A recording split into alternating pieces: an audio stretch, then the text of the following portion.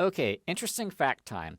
Did you know that there are roughly 320 million users with some form of color vision deficiency?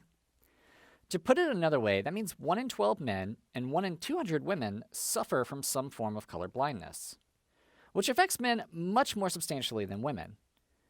That also means that around 1 out of 20 users of your site will likely have some form of color vision deficiency.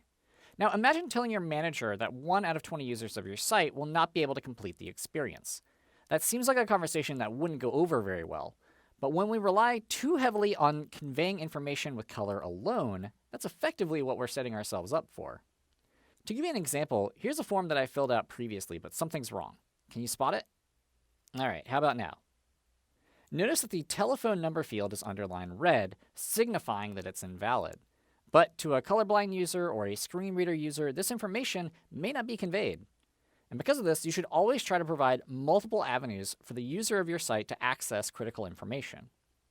The WebAIM checklist specifically states in section 1.4.1 that color alone should not be used as the sole method of conveying content or distinguishing visual elements. And that color should not be used to distinguish links from surrounding text, unless they meet certain contrast requirements, which we covered in our previous lesson.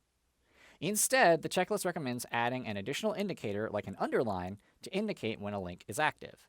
So an easy way to fix that previous example is just to add an additional message to the field announcing that it's invalid.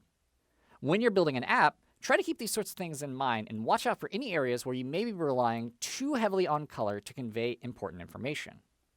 If you're curious, you can use the NoCoffee Chrome extension to simulate various forms of visual impairment, including different types of color blindness. If you're relying heavily on the use of color in your UI, you may want to do a pass using a tool like NoCoffee to see if there are areas where you can improve things.